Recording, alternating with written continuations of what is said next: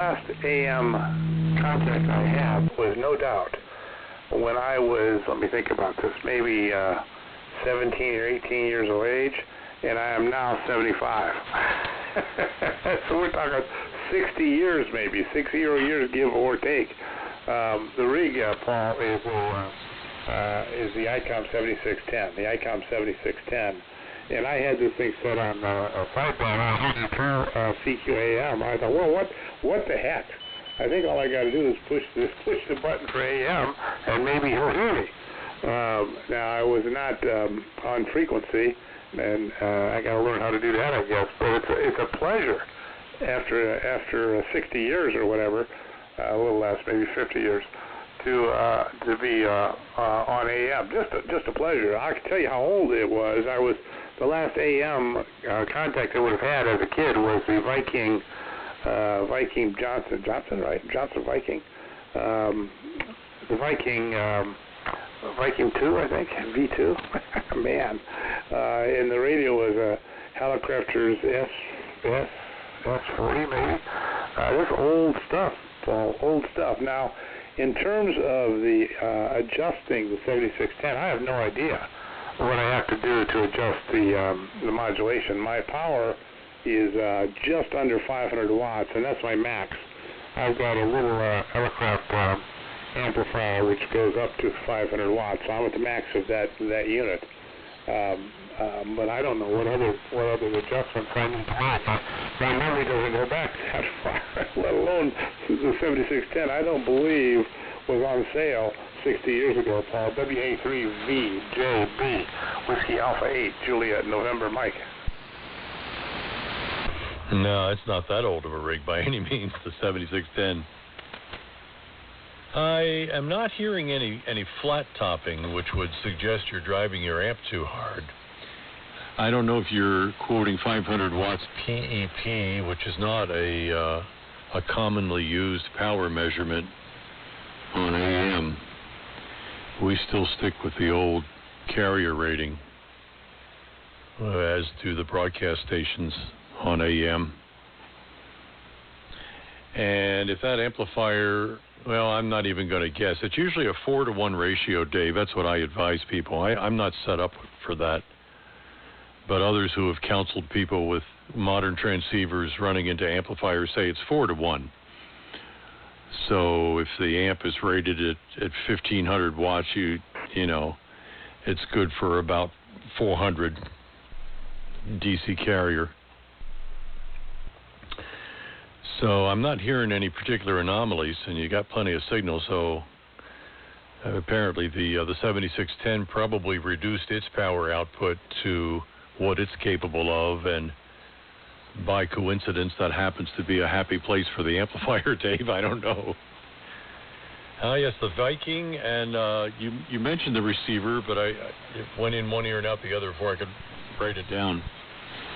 But both of them stuck with me as popular radios to this day in this part of the hobby. And welcome back after 50-some-odd years. We'll just leave it at that. A lot of things have changed. I mean, you came through the period of time when sideband really had a struggle for acceptance. And they were pushing very hard to get people to adopt single sideband at a time they could have allowed it to stand on its own merit to catch on rather than to hold in lower regard AM. I don't date back that far, but I've heard stories about the friction that used to exist. And most of the people who were older than you and helped fight that battle are out of the radio picture now. And the people younger than us, and I include myself in your demographic, although you got me beat by a few years, they don't know about that battle. So they encounter somebody on AM like you or like me, and they push the button or pull the menu down and say, hey, this sounds pretty good. And as you know, the carrier contains a lot of information that you don't get on sideband. Punctuation, pacing, and cues as to whether the guy's finished his thought or has more to say, between sentences. And of course, if you're a member of the ARRL, you probably know that about 10 years ago they built out their AM infrastructure at W1AW. They actually repaired and converted a Gates broadcast transmitter, a pair of 833As into a pair. They bought and reviewed a modern transmitter that specializes in AM, frequency agile transmitter known as a Super Senior, quarter kilowatt solid state, about 12 amps out of the wall socket, no filaments. It's a little bizarre to think about, but it does a good job. That's what you're hearing. And it's a brave new world for those of us who have always preferred AM, Dave. I hope you'll come back not only as we talk here today, but that you've had the time to perhaps tune around by the time we next cross paths and hear the other stations on AM that are having a good time. I heard somebody zero beat. There might be somebody wanting to join us, so drag your feet for a second. If not, you pick it up and go. WA8JNM. What town are you in New Hampshire? I'll write it down. WA3VJB. Yeah, Paul. Really good signal that time. On it, but not bad. And I adjusted the noise filters a little bit. And you came through really nice, and yeah, AM sounds really good from your broadcast. Are you copying me? Because I've dialed down the power. Are you copying me? Yeah, it's fine. Go ahead. Okay, well, let's pull off the phone and see if we hear somebody else in there. If not, you take it away. So, by the way, that receiver was an S76. S like Sam, 76. Big 5-inch S meter on it. That sat right beside, big board anchor sat right beside the right one. And those are good memories. And I do remember the fight. You're right. I missed the real battle, but I knew it had happened. There's only lots that happened. But why don't you turn it over to whoever's listening? WA3VJB, Paul. This is Whiskey Alpha 8, Juliet, November, Mike.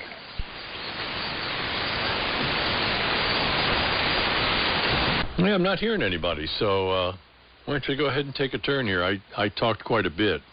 I don't want to monotonize the frequency. So I heard somebody say it the other day. They're really monotonizing the frequency, and it's so true, even if it is a misspoke word. Go ahead. Yeah, I got you. Well said. WA3V as in Victor, J as in James, B as in boy. I don't know the phonetics very well. You'll notice that about me, Paul. This is Whiskey Alpha 8, Juliet, November, Mike. Yeah, we are. The town is Candia. C like Charlie, A like Apple, N like Nancy, D like David, I like India, A like Apple. Candia. It's a little town, Paul, about 3,000-4,000 people in it.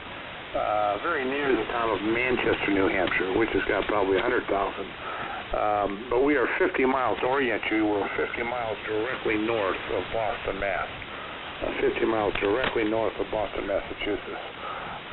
So that's the more precise QTH.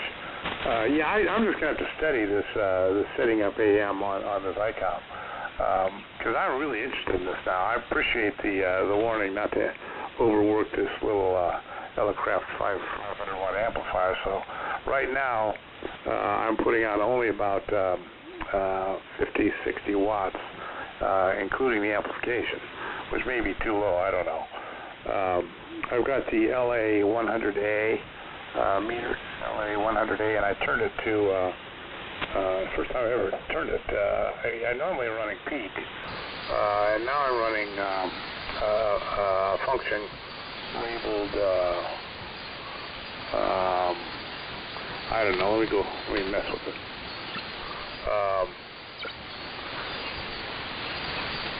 Well, it looks like it's about 60, 70 watts now, including the amp, of course. That may be too low and maybe straining your ears, but I don't really know what's safe. Well, but I am delighted to come back to AM, Paul. Just delighted. I've thought about doing that for a while. Never got around to it.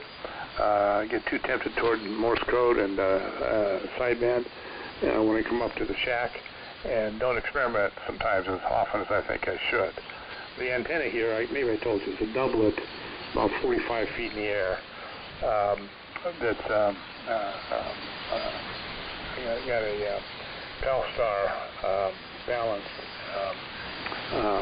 antenna tuner that I use because it's fed with ladder line. So that's what I'm using for 40 meters. That's my only choice for 40 meters. I do have a beam up, but it's for the higher, it's for 20 and 17 and on up. But I do use this doublet for 40 and 70 occasionally. When I say 40, I meant 40 and 80, but not too often. So it's sort of a backup antenna for me. Paul, I don't have your QTH either. I don't think, I could look it up, but I don't think I heard or wrote your QTH down when I was trying to figure out how to get on frequency. But I gotta tell you, it's a delight. Thanks for the guidance on this thing. By the way, you have a great radio voice. Just a terrific radio voice. Nice modulation. I'm not sure what you're running either. I'd be curious. So let me send it back to you. It's fun to talk, Paul. WA8JNM, Whiskey Alpha 8, Juliet, November, Mike. K1ETP. I hear Rich in there too, K1ETP. And WA8JNM. Dave is stroke 1 in New Hampshire, Rich.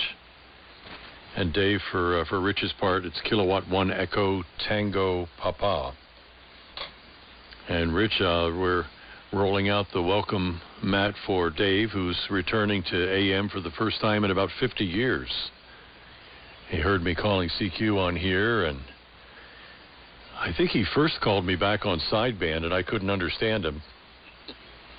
And then I think he figured out there was a carrier in there, and called me back a couple of KC high, and I pulled him down here to 80, and we've been having a great time. I've been kind of filling him in on what he's missed the past 50 years. Anyway, I hope you're copying him as well as I am. That's fine, Dave, by the way. This 50 or 60 watts out of your 7610's doing an okay job. As it happens, I'm set up to make recordings pretty easily here. I've got a lot of old radio station gear, and I started out doing this with an open reel tape machine off the diode connections of an R390A. And I used to mail the tape to people wondering what they sounded like. And if they didn't have open reel, I'd duplicate it off to analog cassette. And this was long before you could just convert it into a WAV file and email it as an attachment. And now you've got these internet receivers out there with nodes of reception that are always in coverage area that you hope to hear a signal or your own signal if there's nobody on to see if your CQ is being heard. So if your email address is on your profile page on QRZ.com, at the end of our nice conversation here, I'll email it to you, and you can hear for yourself how the 7610 is sounding. So let me get over to Rich to make a transmission and introduce himself. And Rich, like I said, Dave's back in the game with the cool kids here. Oh, I'm sorry, Dave. It's Annapolis, capital of Maryland, near the Chesapeake Bay, Annapolis. You asked about the QTH. K1ETP and WA8JNM, stroke 1, WA3VJB. Go ahead, Rich. Okay, very good, Paul. Good afternoon, and good afternoon to you too, Dave. This is K1ETP. My name is Rich. I'm in Milford, Massachusetts. And I've been listening here for a couple of minutes, and I heard you say, Dave, that you're in Candia, New Hampshire, which is right next to Deerfield, where we'll be going in a few weeks. A little more than that, maybe 5 weeks, something like that. But I do pass through the center of Candia every time I go to Deerfield. Not much of a center, one light, and that's it. Fire station, general store, but a very quaint little town for sure. So anyways, Dave, you got a a good signal here, and so don't you, Paul. You're both about 10 over 9 here. In Milford, where it got up to almost 60 degrees today, and then it cooled right back down to 47. So some cool air is coming in, but boy, it's been nice the last couple of days here. And Dave, I'm running a SDR transceiver here, an old Anon, an Anon 100, and it's driving a big old Ameritron tube amp, and I'm putting out about 250 watts to a dipole here. So welcome back to AM. It's alive and well. I've been operating AM non-stop since the early 60s, so never left the mode. I can be found on other modes, but I never abandoned AM like so many of my contemporaries in ham radio have. But slowly but surely, people are finding that AM button on their newer rigs, and they're surprised that, hey, there's still an AM fraternity out there. And indeed there is, on all bands.